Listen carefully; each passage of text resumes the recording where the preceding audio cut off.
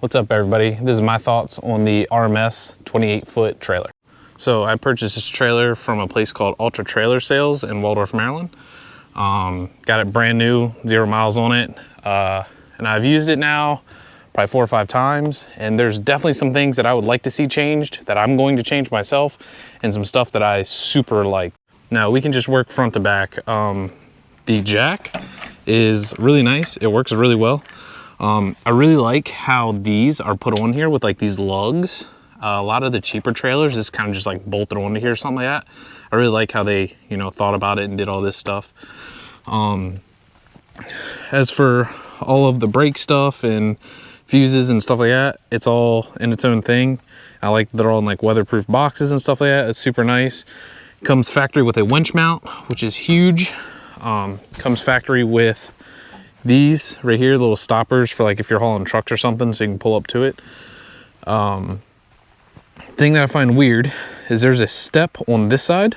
There's just like a step to get up on the trailer, but there's not one, if I walk straight across, there's not one on this side. Kind of weird, right? So I don't really like that, but it is what it is. The trailer fenders are removable, which is super cool. The thing I don't like about it is they did a nut and a bolt. I think it's kind of lazy. I'm gonna go ahead and put a riv nut in this piece right here, and that way you don't ever lose the nut. I mean, that makes sense, right? This one's 8 lug. This is a 14K trailer. Now, some super downsides here is the ramps. I wear a size 12 shoe. I couldn't tell you what that measures to in inches, but my shoe is barely wider than the ramp. And then where they have the ramp slid in, they're in the same spot. So this one's here, the other one on the trailer is right there. So when they slide in, they go butt to butt. Now, that's normally not a big issue, right? Makes it easy, everything's all in line and stuff like that. The issue with that is they're not very long. So when you have to load something on the back of the trailer, it's super steep like this. We put a F250, like a 2006 F250 on here, and it had like running boards, and they were probably, I don't know, 6 inches from hitting the back of the trailer, that's not okay in my opinion. I went out and bought some 7-foot ramps. They work. All of the lights are all LED on this thing, super nice. The other thing I don't like is this style hitch, or whatever you want to call it. They don't work well for what I use, I guess. And there's not a lot of them. There's 4 on each side that kind of, and they're in like weird spots too. So they're like here and then like right here. So, if you have a car on here, the front of the car is going to be up here. So what's that doing? You know what I mean? So I'm going to go ahead and add some more of that stuff in. Overall though, like towability wise, they do great. For the price, I paid $6,000 for this thing. For the price, I'm not complaining. It works out. Yeah, do I got to modify it a little bit? Yeah, but I mean, it is what it is. Everybody's got to make their trailer their own, you know what I mean? It's pressure treated lumber on here, super nice, but it is not like treated with anything, I guess, other than just being pressure treated. So I'm going to stain mine just to help preserve it for a little bit longer.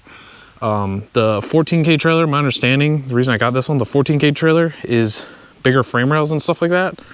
So it's kind of nice. And I do like how where there's seams, they plated over all the seams just to like give everything extra strength. I don't know if that's normal in trailers, but the last trailer I had did not have that. So this is really nice. This one did not come with a spare tire. I have spare wheels up there. I just got to get tires for them.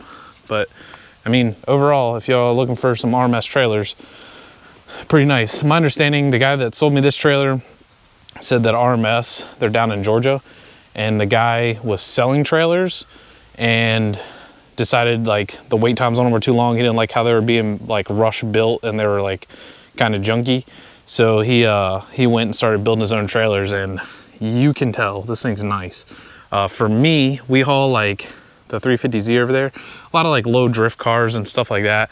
I mean, it'll get used for trucks and stuff here and there, but mainly it's a lot for cars. And the thing that sold me on it is the dovetail is not crazy steep.